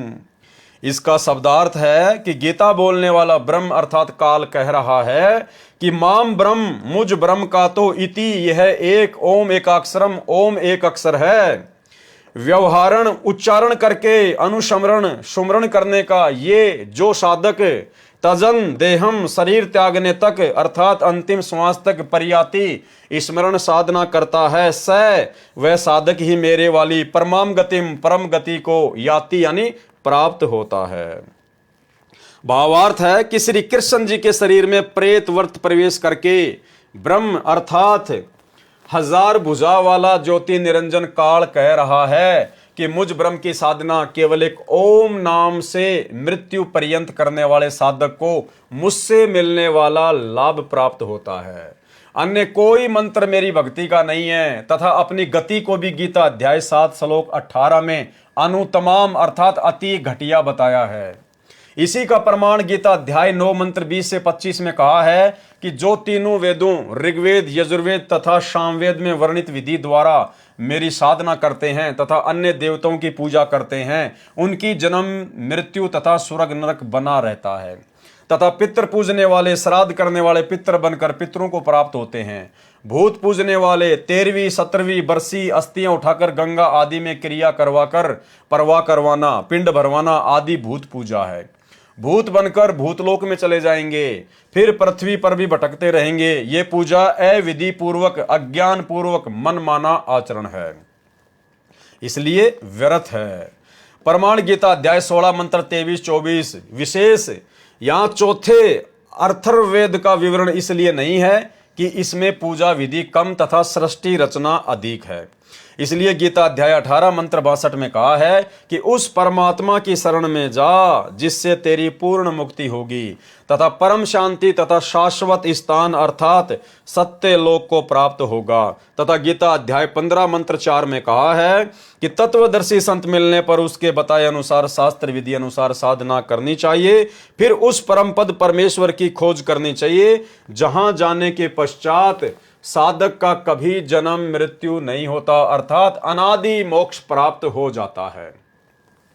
गीता बोलने वाला काल अर्थात क्षर पुरुष ब्रह्म कह रहा है कि मैं भी उसी आदि पुरुष परमेश्वर की शरण में हूं। संत रामपाल जी महाराज ने बताया कि अन्य सर्व संत कहते हैं कि पाप का भोग तो प्रारब्ध में लिखा होने के कारण जीव को भोगना ही पड़ता है, भक्ति करते रहना चाहिए, आने वाला दूसरा जीवन सुखमय हो जाएगा। कृपया विचार करें, किसी के पैर में कांटा लगा हो जिस कारण से उसे बहुत पीड़ा हो रही हो, उस कांटे के कष्ट के निवारण के लिए किसी से प्रार्थना करें तो उत्तर मिले कि कांटा तो लगा रहने दे, जूता पहन ले, भविष्य में कांटा नहीं लगेगा। क्या वह व्यक्ति ठीक सलाह दे रहा है? क्योंकि कांटा लगे पैर में जूता पहना ही नहीं जा सकता। पहले कांटा निकले फिर इस डर से जूता पहनेगा कि कहीं दोबारा कांटा ना लग जाए। ठीक इसी प्रकार पूर्ण परमात्मा के पूर्ण संत की शरण में आने से पाप रूपी कांटे का कष्ट समाप्त होता है। फिर साधक पूर्ण प्रभु की शास्त्र विधि अनुसार साधना रूपी जूता इस डर से पहनेगा कि कहीं फिर से कोई पाप रूपी कांटा कष्टदायक न हो जाए। श्री आसाराम जी ने पवित्र गीता जी के अनुवाद में अर्थों का अनर्थ किया है। गीता अध्याय 7 मंत्र 18 व 24 में अनुत्तमाम का अर्थ श्री आसाराम जी ने अति उत्तम किया है तथा व्रज का अर्थ आना किया है, जबकि अनुत्तम का अर्थ अति घटिया होता है तथा व्रज का अर्थ जाना होता है। तत्व ज्ञान के अभाव से तथा तत्व ज्ञानहीन गुरुओं के कारण ही सर्व भगत समाज शास्त्र विधि रहित साधना करके मनुष्य जीवन व्यर्थ कर रहा है। पवित्र गीता अध्याय 16 मंत्र 23-24 सर्व पवित्र धर्मों की पवित्र आत्माएं तत्व ज्ञान से अपरिचित है, जिस कारण नकली गुरुओं संतों महंतों तथा ऋषियों का दाव लगा हुआ है। जिस समय पवित्र भगत समाज आध्यात्मिक तत्व ज्ञान से परिचित हो जाएगा, उस समय नकली संतों गुरुओं व आचार्यों को छुपने का स्थान नहीं मिलेगा। तो आगे फिर बसंत सैनी ने क्या कहा? उपरोक्त सच्चाई को आंखों देखकर मैं तथा अन्य परिवार के सदस्य संत रामपाल महाराज के चरणों में लगे हैं। पूरे परिवार में कोई बीमारी नहीं रही। ये तो भाई परमात्मा के गुण हैं। अगर परमात्मा की शरण ग्रहण करेंगे और जितने दिन मर्यादा में रहकर भक्ति करेंगे तो परमात्मा तो दया बख्शते ही हैं। पूरे परिवार में कोई बीमारी नहीं रही। और जो भूत कभी परिवार के किसी सदस्य को मार देते थे, किसी पशु को मार देते थे, काम धंधे को नहीं चलने देते थे, वे घर से ही नहीं गांव से भी भाग गए तथा दूसरे रिश्तेदारों के घर चले गए जो अब भी श्री आसाराम जी के पुजारी हैं। वहां जाकर भूत कहते हैं कि उनके बसंत आदि के घर तो परमात्मा का निवास हो गया, उनको परमात्मा स्वरूप पूर्ण संत मिल गए हैं, हम उनके पास नहीं जा सकते। संत रामपाल जी से उपदेश के पश्चात हम पूरी तरह से स्वस्थ व सुखी जीवन जी रहे हैं।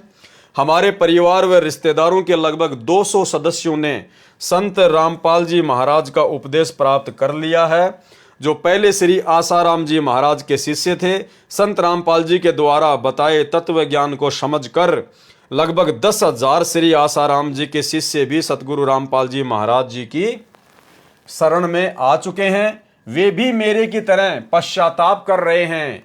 मेरी भगत समाज से प्रार्थना है कि जिनको भी परमात्मा पाने की तड़प है, तलाश है, उनसे प्रार्थना है कि वे परमात्मा स्वरूप पूर्ण संत रामपाल जी महाराज के चरणों में आकर अपने जीवन को सुखी बनाएं तथा परमात्मा को प्राप्त करें। भगत बसंत दास। तो भाइयों और बहनों, इंटरव्यू आपने देख लिया। परमात्मा के गुण हैं। परमात्मा एक नौका की भांति है। नौका में चाहे किसी मनुष्य को बैठाया जाए या चाहे घास फूस डाल दी जाए, नौका का काम है उन सब को पार उतारना। तो इसका मतलब ये नहीं है कि सतगुरु रामपाल जी परमात्मा की शरण में आने के बाद आप चाहे मर्यादा तोड़कर भक्ति करते रहें और परमात्मा आपको दूसरे किनारे लगा देगा। नहीं, परमात्मा का स्वभाव है, वो पापी से पापी को भी उपदेश देता है, अच्छी आत्मा को भी उपदेश देता है। परमात्मा सबके ऊपर समान रूप से दया करता है क्योंकि वे समदृष्टि हैं। लेकिन भक्ति मार्ग में आने के बाद जो जैसे कर्म करेगा, मोक्ष तो फिर उसके कर्मों के ऊपर है। तो भाइयों और बहनों, इंटरव्यू आपने पूरा देख लिया। अब आपको इस बसंत सैनी का एक सबसे घटिया कुक्रम बताते हैं। यानी इतना ज्ञान लेने के बाद, सतगुरुदेव भगवान की इतनी सुसंगति करने के बाद जीव आत्मा ने उनके प्रति समर्पित हो जाना चाहिए, उनके ज्ञान को आधार बनाकर अपने आत्म कल्याण के लिए। लेकिन भाइयों और बहनों, काल ने जो अपने विशेष एजेंट धरती पर भेजे हुए हैं, उनमें से एक विशेष एजेंट है सतगुरु रामपाल जी परमेश्वर जी का छोटा कलयुगी भाई महेंद्र। और इस बसंत सैनी ने हमेशा आश्रम में महेंद्र की ही चापलूसी की। हमेशा इसने महेंद्र की बातों को ज्यादा महत्व दिया और महेंद्र ने पूरी कोशिश की कि आश्रम की गद्दी मुझे प्राप्त हो। उसके अंदर महंत बनने की चाहत थी, वर्तमान में भी है। लेकिन ये तो परमात्मा के तत्व ज्ञान ने उसकी इस मनवांछित जिज्ञासा के ऊपर पानी फेर दिया, क्योंकि इन्होंने बहुत पहले एक षड्यंत्र रचा था। महेंद्र ने सन 2005 से पहले ही एक षड्यंत्र रच डाला था और उस षड्यंत्र का मुख्य हिस्सा ये बसंत सैनी भी था। भाइयों और बहनों, जब परमात्मा को इन सब बातों का पता चला तो परमात्मा ने अपने सत्संगों में कहना शुरू कर दिया कि मेरे सतलोक जाने के बाद में कोई भी शरीर रूप में गुरु नहीं होगा। यानी गुरुदेव ने स्पष्ट कर दिया था कि जब मैं सतलोक चला जाऊंगा उसके बाद ना तो मेरा बेटा गुरु बनेगा, ना मेरी बेटी बनेगी, ना मेरा भाई बनेगा, ना मेरा कोई भगत गुरु पद पे बैठेगा। केवल मेरे नूरी शरीर से, इलेक्ट्रॉनिक शरीर से, डीवीडी से, लैपटॉप से, कंप्यूटर से, यानी जो भी उपकरण होंगे उस समय, उन्हीं के माध्यम से हजारों वर्षों तक ये नाम दीक्षा दिलाई जाएगी। अन्यथा महेंद्र ने और महेंद्र की चापलूसी करने वाले इस बसंत ने और इनकी जैसी घटिया मानसिकता व सोच वाले अन्य लोगों ने पूरा षड्यंत्र सेट कर लिया था।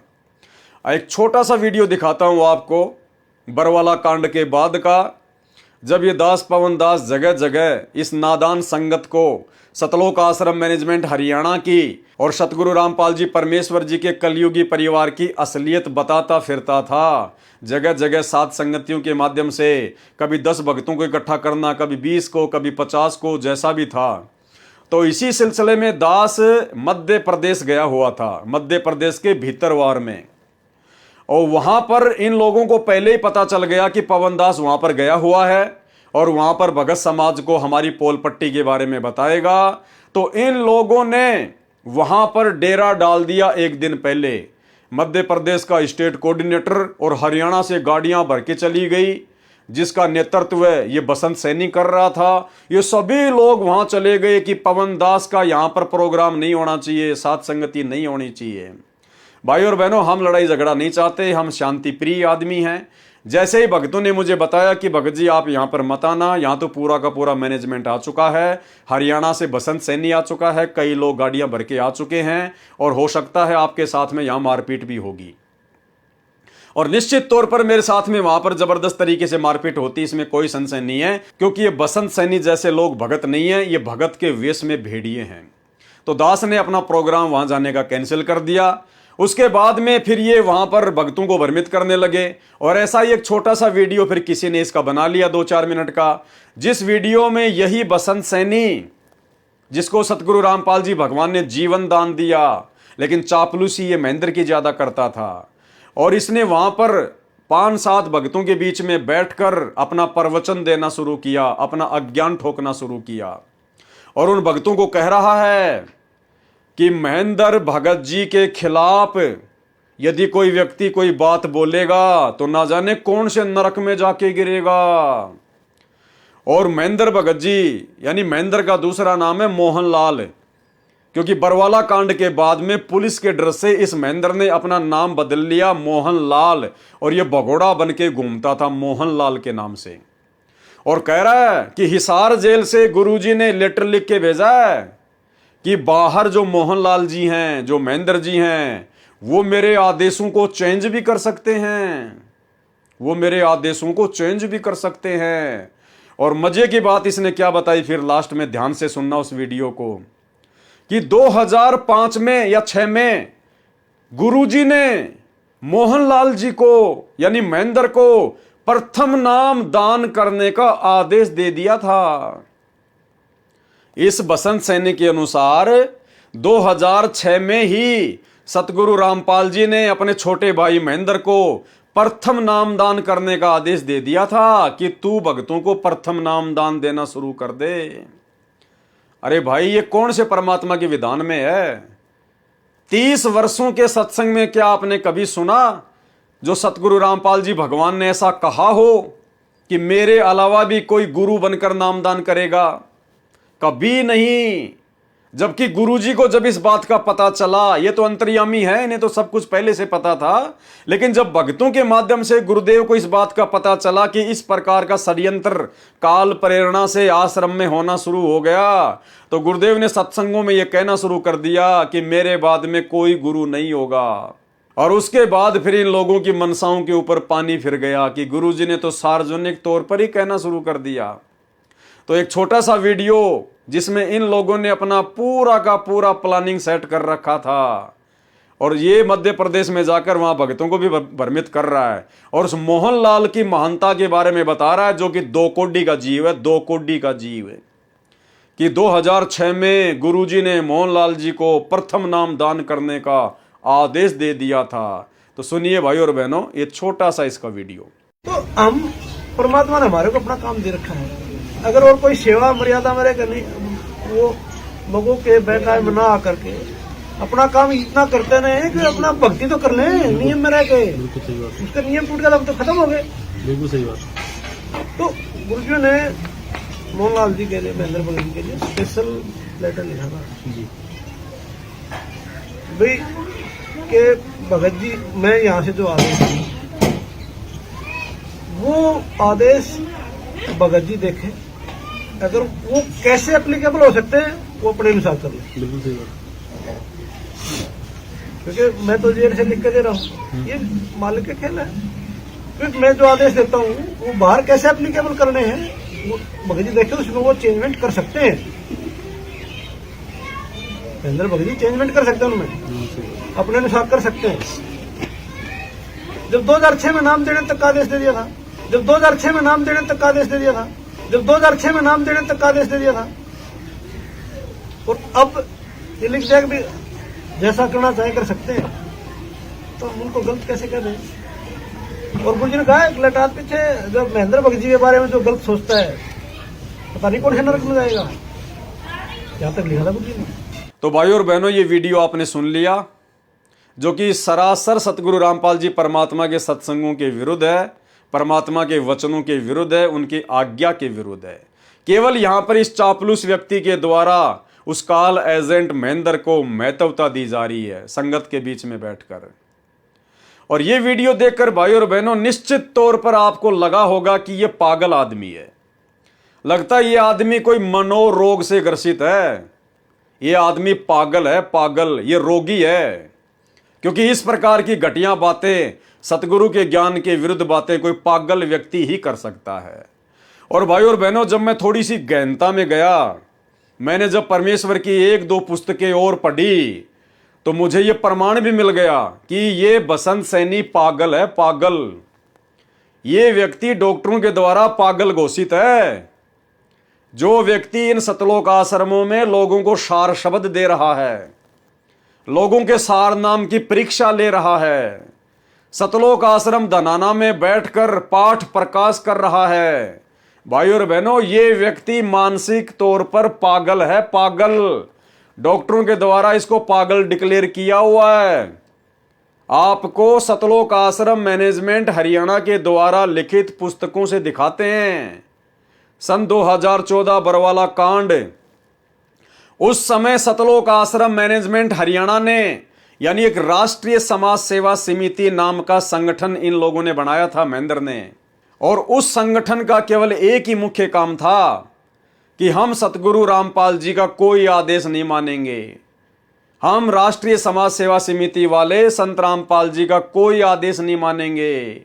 हम मनमानी करेंगे, मनमानी। हम संत रामपाल जी से किसी भी कार्य में कोई दिशा निर्देश नहीं लेंगे। दास ने आपको संध्या आरती का सरलार्थ करते समय इन्होंने सन 2010 में सतलोक आश्रम बरवाड़ा में संत रामपाल जी की आज्ञा के विरुद्ध मनमानी करते हुए जो एक मनवश संगठन खड़ा कर लिया था अपनी मनमानी करने के लिए, काल प्रेरणा से। क्योंकि भाइयों और बहनों, देखो, परमात्मा तो धरती पर आकर अपना ज्ञान दे रहा है, तो काल कहां है? काल भी तो रोकने का पूरा प्रयास करेगा ना। तो काल कहां है फिर? दयाल तो हम सबके सामने है, सतगुरु रामपाल जी। अब काल कहां है? अब काल सबके सामने तो आता नहीं, स्वयं तो अपने रूप में प्रकट होता नहीं, तो काल अपना काम कैसे करता है? वो अपने एजेंटों के अंदर प्रवेश करके अपना काम करता है। तो काल ने इन विशेष एजेंटों के अंदर प्रवेश करके महेंद्र जैसे एजेंट, बसंत जैसे एजेंट, राम कुमार ढाका जैसे एजेंट, जो कि राष्ट्रीय समाज सेवा समिति का अध्यक्ष था, और गुरुदेव का कलयुगी परिवार, उनके रिश्तेदार, इन सभी के मार्फत काल अपना पूरा काम पूरी पुरजोर कोशिश के साथ में कर रहा था, जिसका नतीजा निकला बरवाला कांड। तो दास ने उस संध्या आरती के वीडियो में आपको राष्ट्रीय समाज सेवा समिति के विषय में बताया था, और जो राष्ट्रीय समाज सेवा समिति गुरुदेव के भाई ने, सतलोक आश्रम मैनेजमेंट हरियाणा ने, जो गुरुजी को मानुष मानते थे, आज भी मानते हैं, इन लोगों ने जो संगठन खड़ा किया था, दास ने आपको उसका संविधान भी पढ़ाया था, और संविधान का पॉइंट नंबर 8 और 12 भी आपको पढ़ाया था। तो पॉइंट नंबर 12 के अंदर गुरुदेव के परिवार ने साफ साफ लिख रखा है कि हम राष्ट्रीय समाज सेवा समिति वाले संत रामपाल जी महाराज जी से किसी भी कार्य में कोई दिशा निर्देश नहीं लेंगे। अर्थात ये इतने बड़े भगत हैं कि अपने गुरुजी से कोई दिशा निर्देश नहीं लेंगे, ये गुरुजी से कोई बात भी नहीं करेंगे, ये केवल अपनी मनमानी करेंगे, मनमानी। तो पहले ये छोटा सा वीडियो देखिए आप, और ये है 12वां नियम। अब 12वें नियम को भाइयों और बहनों आंख फाड़ के देख लेना। अगर जरा से भी बुद्धि तुम्हारे अंदर होगी तो समझ में आ जाएगा कि आप किन मूर्ख और मनवश लोगों के पीछे इन आश्रमों में धक्के खा रहे हो। राष्ट्रीय समाज सेवा समिति संत रामपाल जी महाराज से, अब राष्ट्रीय समाज सेवा समिति में कौन कौन लोग शामिल हैं? गुरुजी के दोनों बेटे, गुरुजी का भाई, ये जितने भी स्टेट कोऑर्डिनेटर हैं, और जितने भी बड़े बड़े जो सतलोक आश्रम बरवाला में सेवादार थे, जो 24 घंटे गुरुजी के साथ में रहते थे, बलजीत लहरी, राम कुमार ढाका, और भी जो गुरुजी के रिश्तेदार थे वो सारे। तो क्या कह रहे हैं कि राष्ट्रीय समाज सेवा समिति, यानी ये सभी लोग संत रामपाल जी महाराज से यानी अपने गुरुजी से किसी प्रकार के कार्य में दिशा निर्देश नहीं लेंगे। यानी हम अपनी मनमानी करेंगे, अपने हिसाब से सारा काम करेंगे। हम राष्ट्रीय समाज सेवा समिति वाले तमाम लोग यानी गुरुजी के परिवार वाले, गुरुजी के भाई बंधु, गुरुजी के रिश्तेदार, हम संत रामपाल जी से किसी भी कार्य में कोई दिशा निर्देश नहीं लेंगे। हम संत रामपाल जी से कोई सलाह नहीं लेंगे। हम अपने दिमाग से ही सारा काम करेंगे। राजनीति को सेट करने का, न्यायालयों में भ्रष्टाचार को सेट करने का, दुनिया को सुधारने का। यह है पॉइंट नंबर 12।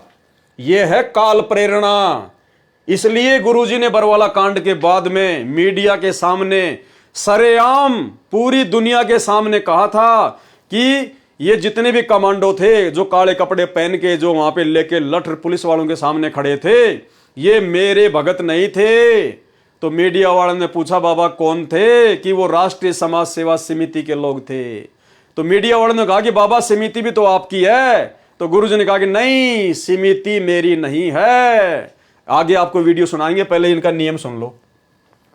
राष्ट्रीय समाज सेवा समिति संत रामपाल जी महाराज से किसी प्रकार के कार्य में दिशा निर्देश नहीं लेगी। अब संत रामपाल जी को इन लोगों ने सेवा बांट दी। अरे भक्ति में तो गुरु सेवा बांटता है, और इनको देखो नालायकों को, ये अपने गुरुजी को सेवा बांट रहे हैं कि संत रामपाल जी को केवल इतना ही काम करना है, इससे ज्यादा नहीं, बाकी हम संत रामपाल जी को फ्री छोड़ते हैं। देखना भाई और बहनों, संत रामपाल जी महाराज का कार्य केवल सभी धर्मों के धार्मिक सदग्रंथों का अध्ययन करके सत्संग प्रवचन करना तथा आने वाले भक्तजनों को नाम दीक्षा देना ही रहेगा। यानी गुरुजी को इन्होंने ड्यूटी बांट दी। अब बताइए, ये 2009 में डीवीडी से नाम दीक्षा की जो शुरुआत हुई है, ये इन्हीं लोगों ने गुरुजी को शिक्षा दी है। क्योंकि ये लोग गुरुजी को सेवा बांटा करते थे आश्रम में, गुरु को गुरु नहीं मानते थे। परमात्मा मानना तो बहुत दूर की बात है, ये तो गुरुजी को शिक्षा दे रहे हैं। गुरुजी की कोई बात नहीं मानते थे ये लोग। 2010 से जब से राष्ट्रीय समाज सेवा समिति बनी है, ये गुरुजी के बेटा बेटी और गुरुजी के भाई इस 12वें नियम के तहत कि हम संत रामपाल जी से कोई दिशा निर्देश नहीं लेंगे, ये लोग अपना मनमाना आचरण करते आ रहे हैं, मनमाना काम करते आ रहे हैं। तो क्या कह रहे हैं, संत रामपाल जी महाराज का कार्य केवल सभी धर्मों के धार्मिक सदग्रंथों का अध्ययन करके सत्संग प्रवचन करना तथा आने वाले भक्तजनों को नाम दीक्षा देना ही रहेगा। यानी केवल इतना ही काम करना है संत रामपाल जी ने। अतः संत रामपाल जी महाराज अन्य सभी प्रकार की जिम्मेदारियों से मुक्त रहेंगे।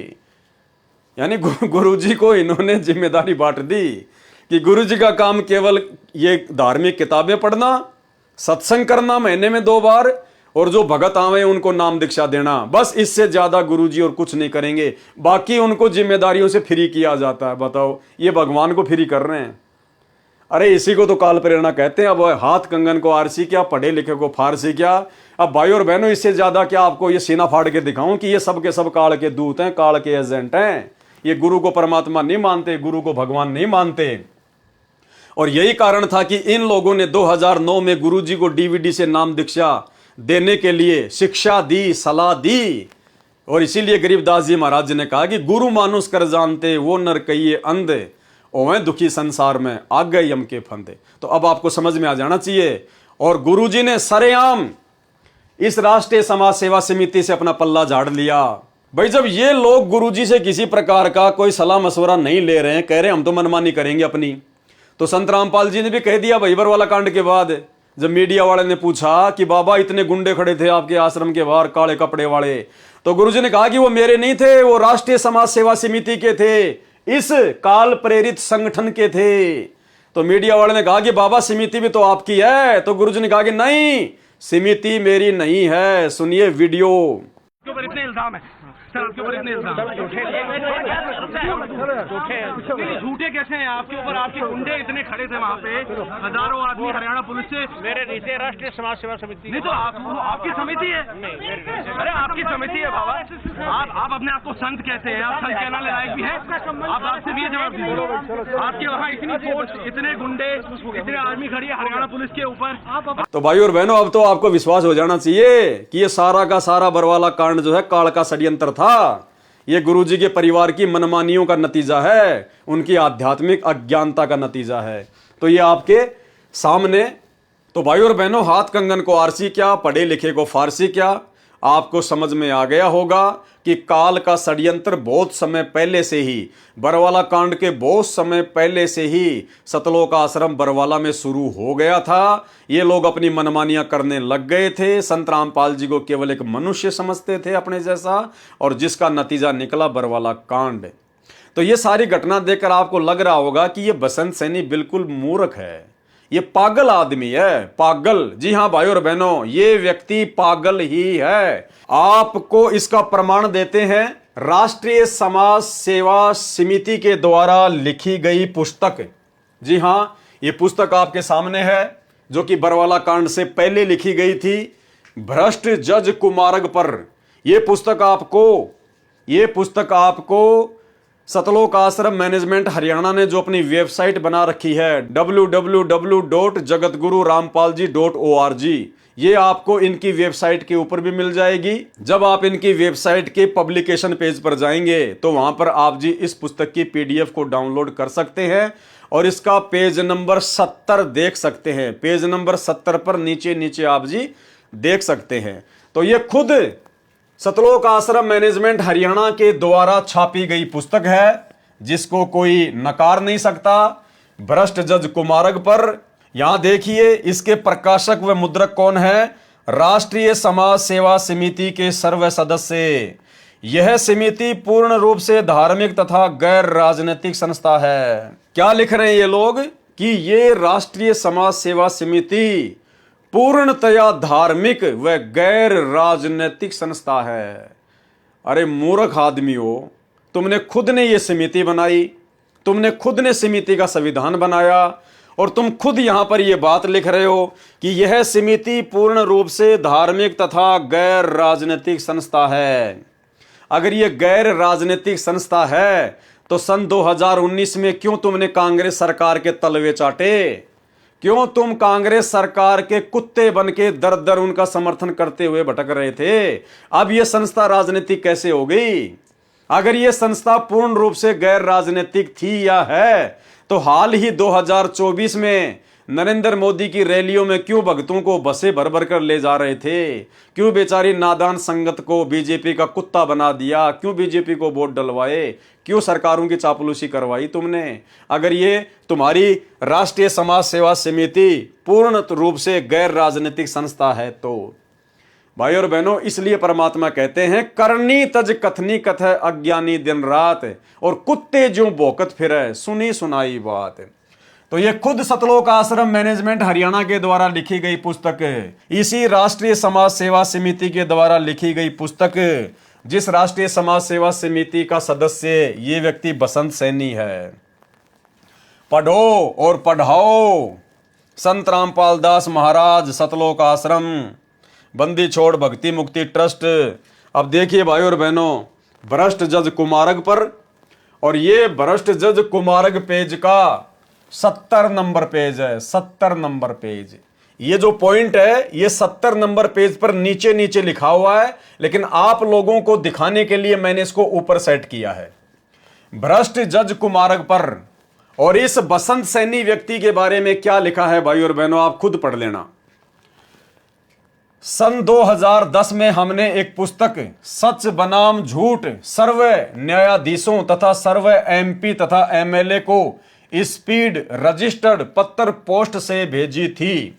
ये जो सच बनाम झूठ नाम की जो पुस्तक है जिसका जिक्र किया गया है, ये इसी बसंत सैनी ने लिखी थी। जजों के खिलाफ इसी बसंत सैनी ने लिखी। सन 2010 में हमने एक पुस्तक सच बनाम झूठ सर्व न्यायाधीशों तथा सर्व एमपी तथा एमएलए को स्पीड रजिस्टर्ड पत्र पोस्ट से भेजी थी, जिसमें भ्रष्ट राजनेताओं तथा भ्रष्ट जजों का कंधे से कंधा मिलाकर किए भ्रष्टाचार की जानकारी दी गई थी। यानी बसंत सैनी जी ने देश भर के सभी भ्रष्ट जजों की पूरी जो भ्रष्ट प्रणाली थी विशेष गहन अध्ययन करके उस पुस्तक में लिखी और सभी एमएलए और एमपीज को बांटी गई। उस आधार से आज तक भ्रष्टों पर कोई कार्रवाई नहीं की गई है। उल्टा हमारे एक सदस्य भगत बसंत दास पर कोर्ट की मानहानि का केस माननीय भ्रष्ट जज हेमंत गुप्ता जी ने पंजाब व हरियाणा हाई कोर्ट में स्वयं संज्ञान लेकर मुकदमा नंबर CROCP नंबर 22/2011 बना दिया। साबित हो गया कि ये बसंत सैनी, ये पागल आदमी राष्ट्रीय समाज सेवा समिति का सदस्य है। क्योंकि ये बात कौन बोल रहा है? राष्ट्रीय समाज सेवा समिति वाले बोल रहे हैं। और क्या कह रहे हैं? उल्टा हमारे एक सदस्य, यानी राष्ट्रीय समाज सेवा समिति का सदस्य था ये बसंत सैनी, उल्टा हमारे एक सदस्य बसंत सैनी पर यानी भगत बसंत दास पर कोर्ट की मानहानि का केस माननीय भ्रष्ट जज हेमंत कुमार गुप्ता जी ने पंजाब व हरियाणा हाईकोर्ट में स्वयं संज्ञान लेकर मुकदमा नंबर CROCP नंबर 22/2011 बना दिया। अब उसके बाद क्या हुआ? यानी पहले तो इस बसंत सैनी ने हवा में उड़ते हुए इसको बांस पर चढ़ा दिया महेंद्र ने कि बसंत तू ये कर सकता है, तेरे अंदर वो योग्यता है, तू जजों के ऊपर पुस्तक लिख सकता है। तो बसंत सैनी से इन्होंने एक पुस्तक लिखवा दी भ्रष्ट जज कुमार्ग पर और जगह जगह पुस्तक बंटवा दी गई। भाई और बहनों, बहुत सारी बातें यहाँ पर कई जो लोग हैं वो ये सोचेंगे कि पुस्तक तो गुरुजी ने लिखी थी, बसंत सैनी का तो खाली नाम लिख दिया गया। कुछ भी है, लिख दिया तो उसी का नाम रहेगा। तो पहले तो इसे पुस्तक लिखवा दी गई और फिर किसी जज ने संज्ञान लेते हुए इस बसंत सैनी के ऊपर मुकदमा ठोक दिया खुद ही जज ने। और जैसे इस भाई साहब के ऊपर मुकदमा ठोका गया उसके बाद देखना भाई और बहनों क्या होता है। ध्यान से पढ़िए। जिससे वह मानसिक संतुलन खो बैठा। उस मुकदमे के बाद में ये बसंत सैनी, संत रामपाल जी का परम भगत, ये अपना मानसिक संतुलन खो बैठा। अरे वर्तमान में संगत जिस व्यक्ति से सार शब्द ले रही है, सार नाम ले रही है, लाखों लोगों ने ले लिया, वो व्यक्ति अपना मानसिक संतुलन बहुत समय पहले खो चुका था। 2011 में पागल हो चुका था, जिससे वह मानसिक संतुलन खो बैठा। कई बार आत्महत्या करने की कोशिश की। संत रामपाल जी के परम भगत और महेंद्र के परम मित्र बसंत सैनी ने कई बार आत्महत्या करने का प्रयास किया। अरे देख लो भाई और बहनों क्या मजाक चल रहा है, आपकी आंखों के सामने है। इसलिए दास कह रहा है ये व्यक्ति पागल है, पागल। डॉक्टरों ने इसको मनोरोगी घोषित कर रखा है। ये व्यक्ति अपने होशो हवास में नहीं है और ऐसे पागलों से ये संगत सार शब्द ले रही है, सार नाम ले रही है। अरे तेरे को क्या जरूरत थी भैया पुस्तक लिखने की? और लिख दी तो फिर डट के खड़ा रहता, फिर डगमग होने की आवश्यकता कहां थी फिर तेरे को? पहले तो जोश में आके पुस्तक लिख दी, पहले तो दादा बन गया, मान बड़ाई का भूखा। और जब हाई कोर्ट में इसके ऊपर जब मुकदमा हुआ तो भाई अपना मानसिक संतुलन खो बैठा और आत्महत्या करने का प्रयास करने लगा। मैं नहीं कह रहा भाई, ये खुद ही लिख रहे हैं। अब संत रामपाल जी से सार नाम प्राप्त, सार शब्द प्राप्त भगत भी यदि आत्महत्या करने की सोच रहा है, बार बार प्रयास कर रहा है, तो भाई और बहनों समझ लो उसको कहां तक का ज्ञान है। अरे संत रामपाल जी तो कहते हैं कि आत्महत्या करने वाला तो दुनिया का सबसे बड़ा कायर व्यक्ति है, सबसे बड़ा कायर। जिसको आध्यात्मिक ज्ञान की समझ नहीं होती वो व्यक्ति इस मनुष्य देह को समाप्त करने की सोच सकता है। उसको तो गधे की संज्ञा दी है परमात्मा ने, गधे की संज्ञा। अब बताओ, संत रामपाल जी से 15-20 साल से भक्ति लेने के बाद, संत रामपाल जी की इतनी संगति करने के बाद, और महेंद्र का राइट हैंड, काल का विशेष एजेंट, और वर्तमान में जो व्यक्ति भक्तों को सार शब्द दे रहा है, सार नाम दे रहा है, उस व्यक्ति के ये लक्षण है जिससे वह मानसिक संतुलन खो बैठा। कई बार आत्महत्या करने की कोशिश की। उसका PGIMS रोहतक के मनोरोग विभाग में उपचार चल रहा है। उसका रोहतक में इलाज चल रहा है। पागलपन के दौरे पड़ते हैं इसको। मनोरोग चिकित्सा विभाग उसका, यानी किसका? बसंत सैनी का PGIMS रोहतक के मनोरोग विभाग में उपचार चल रहा है। अरे इस बसंत सैनी का तो इलाज चल रहा है, ये पागल है, अभी पागल है। अब भाई और बहनों, हाथ कंगन को आरसी क्या, पढ़े लिखे को फारसी क्या, अब इससे ज्यादा आपको क्या समझा सकते हैं, क्या बता सकते हैं भाई और बहनों। इसलिए सतगुरु रामपाल जी भगवान ने साध संगति के माध्यम से इस पवन दास की ड्यूटी लगाई है। ये इंटरव्यू आपने पहले भी पढ़ा होगा, ज्ञान गंगा पुस्तक में भी इसका इंटरव्यू लिखा हुआ है, लेकिन आपको इस प्रकार से ये बातें समझ में नहीं आने वाली थी। इनकी असलियत क्या है इन भगतों की? ये भगत के भेष में भेड़िए हैं, भगत के भेष में भेड़िए। हमें इनसे सावधान रहना होगा। ऐसे भक्ति नहीं बनेगी भाई और बहनों। आंख बंद करके भक्ति करने से भक्ति नहीं बनेगी। यदि संगत ने अपना ये जीवन सफल करना है, अपनी भक्ति को सफल करना है, तो भाई गुरुदेव भगवान के जेल में रहते सहते इन आश्रमों में धक्के खाने से बचना होगा। इन जैसे बसंत सैनी जैसे मनोरोगी व्यक्तियों से, इस जैसे पागल व्यक्तियों से बचना होगा। अरे तुम तो एक पागल से सार नाम लेके आ गए, एक पागल से सार शब्द लेके आ गए, और पागल ने सबको पागल बना दिया, सबको पागल बना दिया। भाई और बहनों, ये हकीकत है, और ये हकीकत सतगुरु रामपाल जी भगवान ने सबके सामने उजागर करवानी थी। और परमात्मा इस बसंत सैनी जैसे सभी बड़े बड़े परम भक्तों की सच्चाई उजागर करवाएंगे। धीरे धीरे धीरे धीरे इन सब का काला चिट्ठा, इन सब का आडंबर, इनका पाखंड, इनका अज्ञान कि 20-20 साल से सतगुरु की शरण में रहने के बावजूद भी इन लोगों को कितना ज्ञान है, कितना ये लोग सतगुरु रामपाल जी भगवान को समझ पाए, कितना ये इनके भक्ति मार्ग को समझ पाए। ये तो केवल मान बढ़ाई के भूखे हैं, केवल मान बढ़ाई के भूखे। इनको केवल माया चाहिए, माया। ये काल के द्वारा भेजे गए स्पेशल एजेंट हैं, उस कमाल की तरह। संगत बेचारी नादान है, भोली है, इनको समझ नहीं पा रही। तो भाई और बहनों, समझाने के लिए परमात्मा ने 7 संगतियां शुरू करवाई है।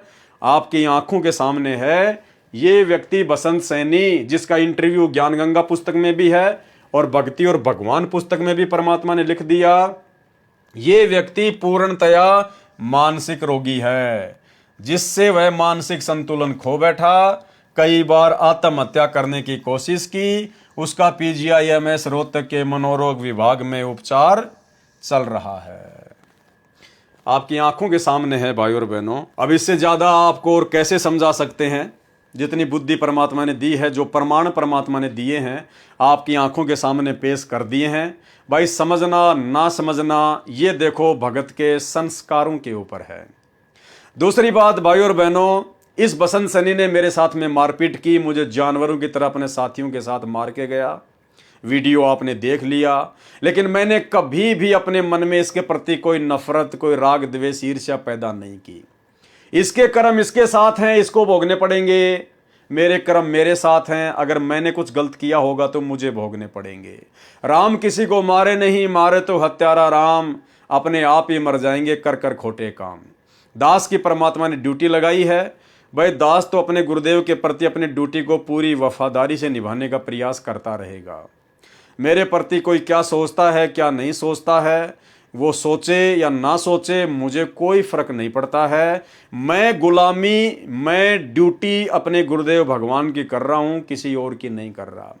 बाकी मेरा फर्ज है, मेरा कर्तव्य है, आप सभी मेरे भगत भाई बहन हैं, आप जियों तक इन जैसे मनोरोगी भक्तों की सच्चाई पहुंचाना मेरा कर्तव्य है। ये ड्यूटी मुझे परमात्मा ने दी है, मैं अपनी ड्यूटी निभा रहा हूं, और जब तक परमात्मा ने सांसें दी है तब तक निभाता ही रहूंगा। तो आज पुस्तक भक्ति और भगवान के ऊपर आपको प्रभु प्यासे भगत बसंत सैनी के विषय में पूरी जानकारी दे दी गई है। भाई और बहनों, सावधान हो जाना। जो उन आश्रमों में जाते हैं, इन जैसे लोगों को परम भगत मान के और उनके पीछे पीछे दौड़ते हैं, भाई सावधान हो जाना, भक्ति करनी है तो भगवान के पीछे दौड़ो, भगवान की चापलूसी करो। आश्रमों में जाने की जरूरत नहीं है। ये आश्रम गुरुदेव की आज्ञा के विरुद्ध हैं, गुरुदेव के भक्ति विधान के विरुद्ध हैं। और आने वाले दिनों में भाई और बहनों आपको किसी प्रसंगवश ये भी दिखाएंगे कि आने वाले दिनों में परमात्मा इन सभी आश्रमों को नष्ट करके, खंडित करके, अपना पूरा भक्ति विधान सेट करके फिर सतलोक जाएंगे। कोई ज्योति पाठ कराने की आवश्यकता नहीं पड़ेगी आगे। परमात्मा ने सत्संग में स्पष्ट कह रखा है कि ज्योति पाठ करवाने की फिर आगे कोई आवश्यकता नहीं पड़ेगी, ना कोई आश्रमों की आवश्यकता पड़ेगी। तो भाई और बहनों, अपने सतलोक जाने के बाद में परमात्मा ने इस धरती पर हजारों वर्षों तक जिस प्रकार से अपने इस कबीर मार्ग को, 13वें कबीर पंथ को चलाना है, वो विधि परमात्मा ने काफी वर्ष पहले से ही साध संगतियों के माध्यम से रिहर्सल शुरू करवा दी है। ज्ञान को आधार, गुरु को भगवान और घर को आश्रम, ये 3 चीज नोट कर लो। आने वाले समय में इन्हीं तीनों चीजों पर आधारित होकर आपने भक्ति करनी पड़ेगी। ना कोई आश्रम होगा, ना कहीं कोई ज्योति पाठ होगा। ज्ञान को आधार, गुरु को भगवान और घर को आश्रम, और नेक नीति से अपना काम धंधा करो। मर्यादा में रहोगे तो परमात्मा ले जाएगा, नहीं तो भाई भक्ति करते करते यहीं धक्के खाते रहना है। तो आज के वीडियो में केवल इतना ही। परमात्मा हम सबको इजाजत दे, हम सबको परमात्मा सद्बुद्धि दे, सबको परमेश्वर अपना आशीर्वाद दे। बंदी छोड़ सतगुरु रामपाल जी भगवान की जय हो।